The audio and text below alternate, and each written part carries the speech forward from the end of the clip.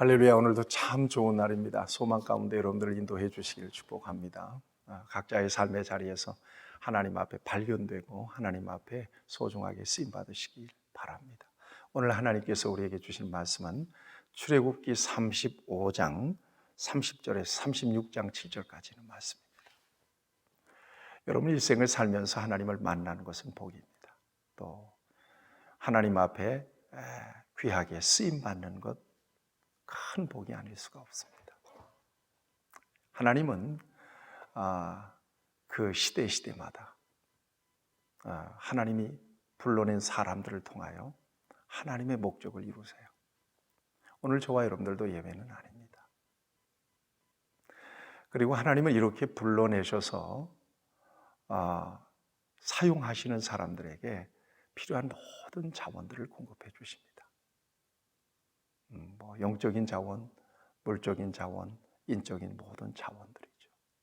그러니까 결국 누가 일하신다는 거예요? 하나님이 일하신다는 거죠. 하나님의 사람들을 통하여. 그러니까 저와 여러분들은 하나님의 사역의 주체가 아니에요. 하나님이 주체고요. 저와 여러분들은 그냥 도구에 불과한 거죠. 그런데 하나님이 하필이면 나를 불러내셨어요. 이것은 내게 주신 축복이요, 기회요, 특권이 아닐 수가 없는 겁니다.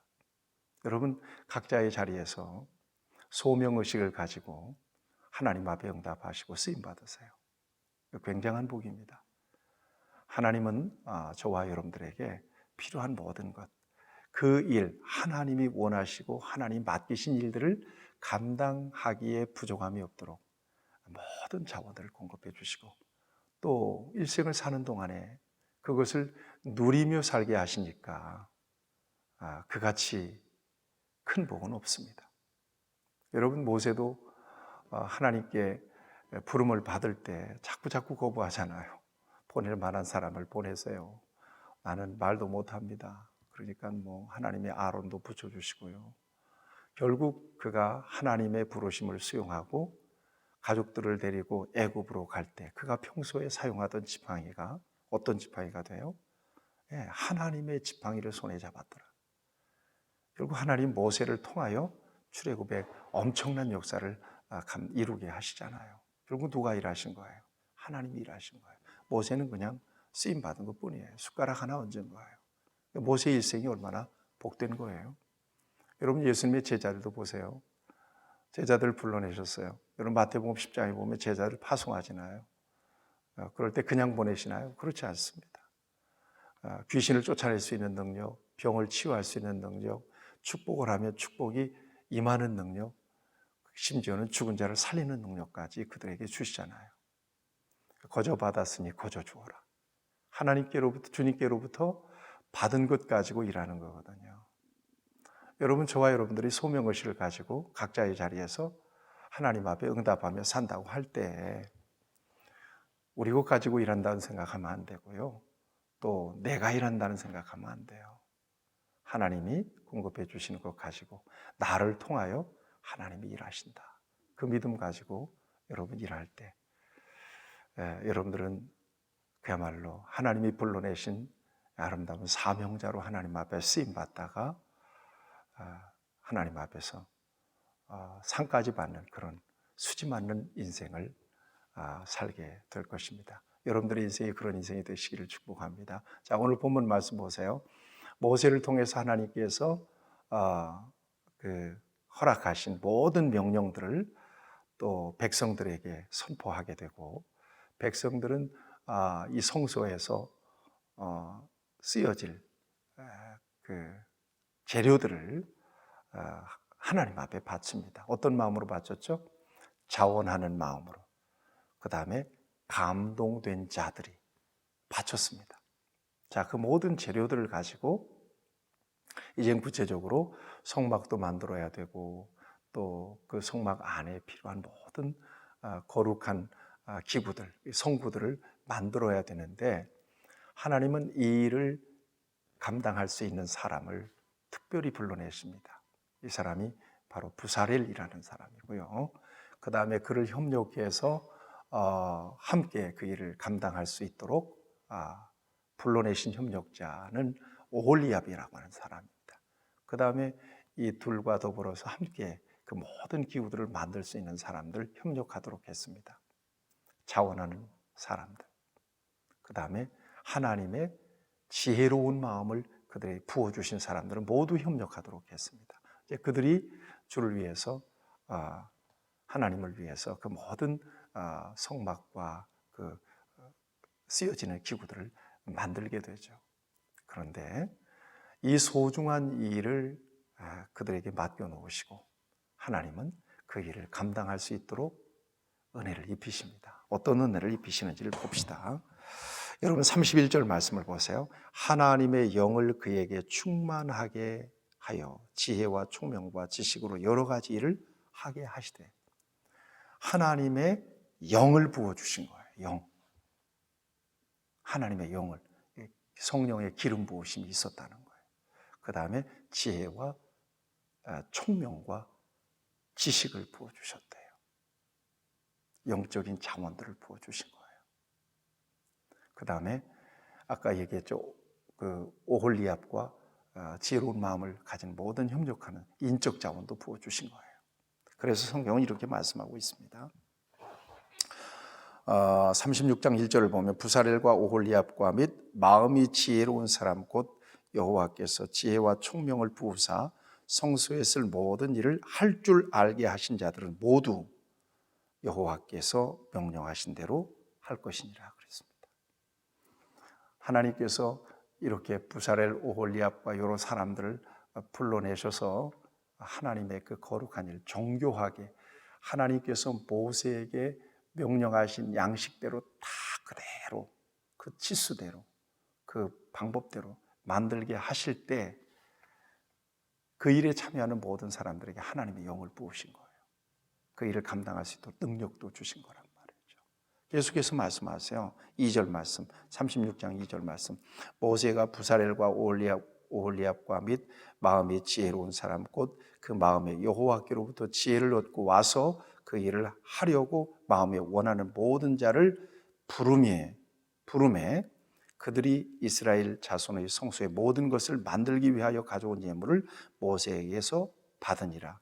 그러나 백성이 아침마다 자원하는 예물을 연하여 가져왔으므로 이렇게 말씀하고 있잖아요. 그러니까 하나님께서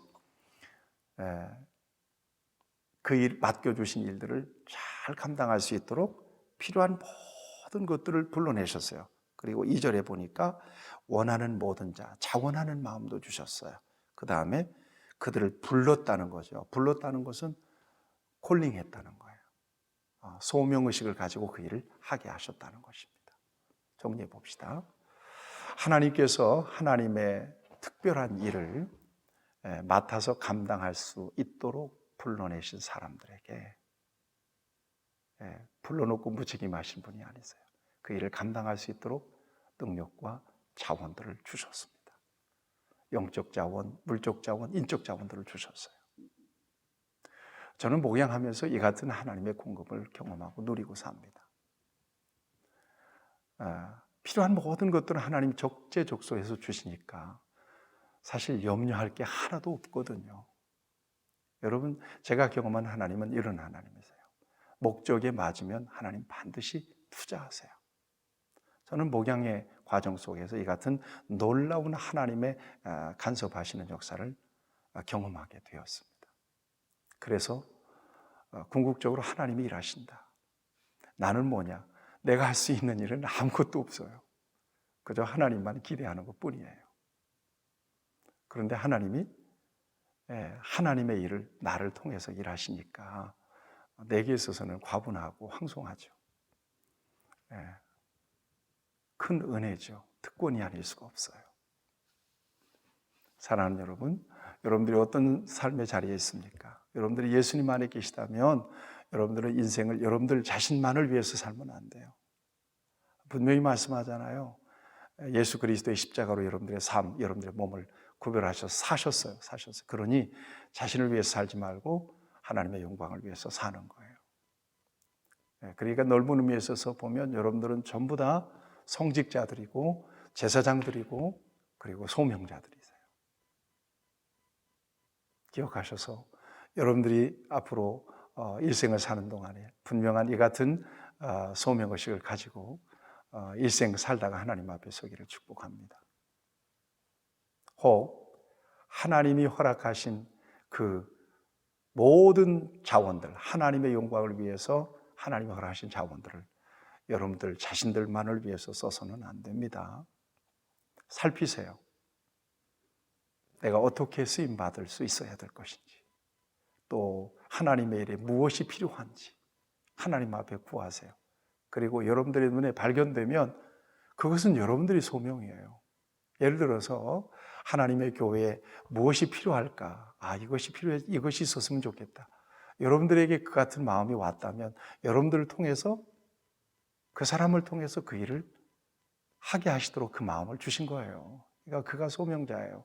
그 일을 감당함으로써 하나님께 기쁨이 되고 영광이 되고 상도 받으면 얼마나 귀하겠어요. 여러분, 하나님은 손익 계산이 분명하신 분이세요. 하나님 손해볼 짓 안 하신다는 얘기예요.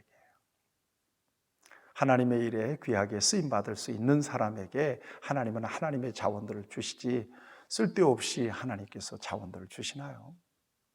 그렇지 않습니다.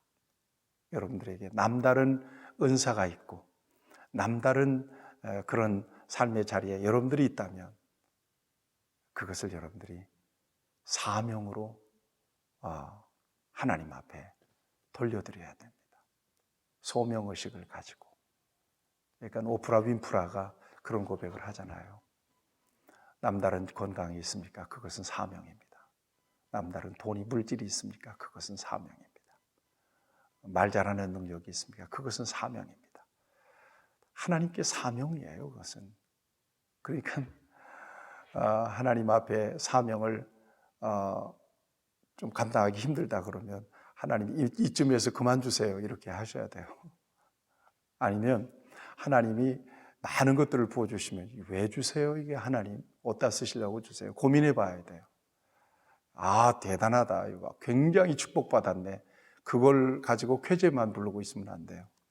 오히려 하나님이 맡겨주신 것들에 대한 거룩한 부담을 느끼면서 사는 것이 중요해요. 이게 진정한 사명자죠. 여러분 그렇게 쓰임 받으시고 하나님 앞에서 멸류관 받으시길 바랍니다.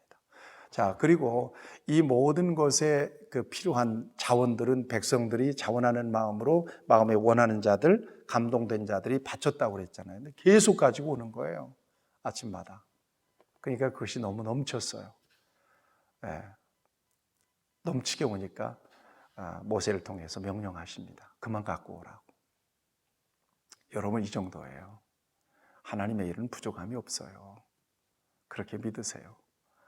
또 여러분들이 하나님의 자리에 서 계시다면 어떤 방법으로든 하나님은 여러분들을 통해서 그 같은 역사를 멋지게 이루시고 영광을 거두십니다.